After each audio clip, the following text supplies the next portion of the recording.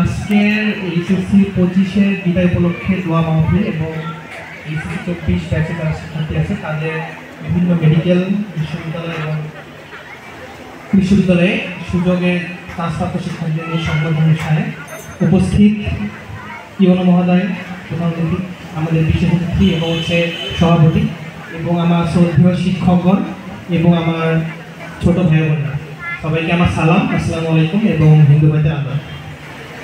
তো প্রথমেই একটা কথা বলতে চাই যে যখন আগে আমাদের বড় ভাইরা বিভিন্ন অনুষ্ঠানে থাকতেন, ওনাদের যখন সংবর্ধনা দেওয়া হতো তখন চিন্তা করতাম যে আমি কবে এমন একটা সুযোগ পাবো।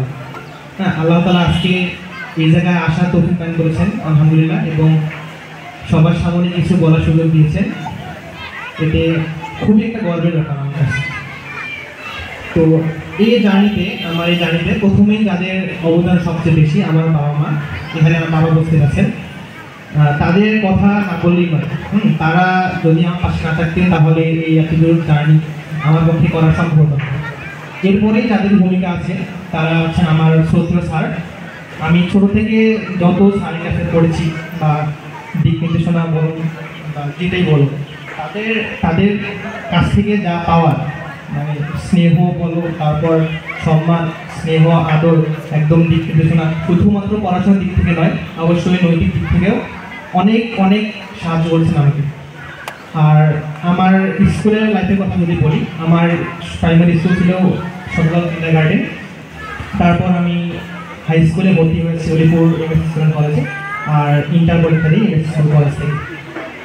তো আজকে আমাদের দুটো সেগমেন্ট, একটা হচ্ছে আমার জার্নি শেয়ার করা, আর দ্বিতীয় হচ্ছে আমার জুনিয়রদের উদ্দেশ্যে কিছু বলা।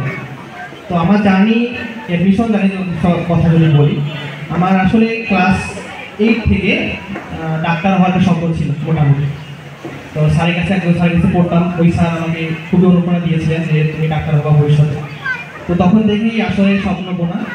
তো ধীরে ধীরে আবার মানে একটু মাইন্ড চেঞ্জ হয় না যে এখন ডাক্তার হবো, কদিন ধরে আমাকে ইঞ্জিনিয়ার হবো, তখন হয়েছিল মাঝে। কিন্তু কলেজে ওঠার পর একদম ডিসিশন নিয়ে নিই যে আমি মেডিকেল লাইফে কন্টিনিউ করবো। তো তখন থেকে হালকা করে প্রিপারেশন নেয়। এখান থেকে পরীক্ষা দেওয়ার পর রংপুরে গিয়ে কোচিং করে নিয়মিত কোচিং করতাম, পড়াশোনা করতাম। তারপর অ্যাডমিশন টেস্টটা শেষ হয় এবং আলহামদুলিল্লাহ 17 জানুয়ারি মেডিকেল ভর্তি পরীক্ষা অনুষ্ঠিত হয়। আর আমাদের রেজাল্ট দিয়েছিল হচ্ছে 19 জানুয়ারি বিকাল 5টায়।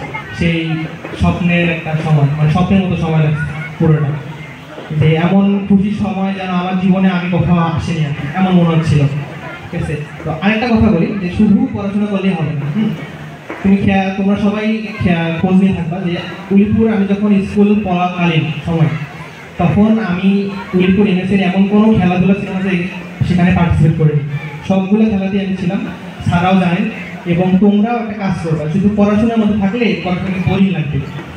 অবশ্যই সেটা কলেজে উঠে অবশ্যই সেই খেলাধুলা বা কো কারিকুলার অ্যাক্টিভিটিসটা অবশ্যই কমায় আনতে হবে।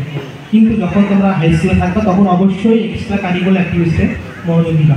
তাহলে দেখবা পড়াশোনা এনজয় করতেছে, পাশে আবার তোমার অনেক স্কিলও ডেভেলপ হচ্ছে। ঠিক আছে, তো আরেকটা কথা বলি, সেটা হচ্ছে 25 ব্যাচকে নিয়ে তোমাদের সামনে তো এইচএসসি পরীক্ষা। তো তোমরা এখন তোমাদের সময় খুবই স্বল্প, আর হয়তো বা 25 দিনের মতো সময় বাকি আছে। তো এই সময়ের মধ্যে তোমরা কী করবা, শুধু নিজের কনফিডেন্স যেন বুস্ট আপ হবে এইরকম করে প্র্যাকটিস করো। বোর্ড কোশ্চেন করার উপর কোনো এখন মানে কী বলি, এটার উপর কোনো আর মানে পড়াশোনা হয় না বর্তমানে যে সময় চলছে। এই সব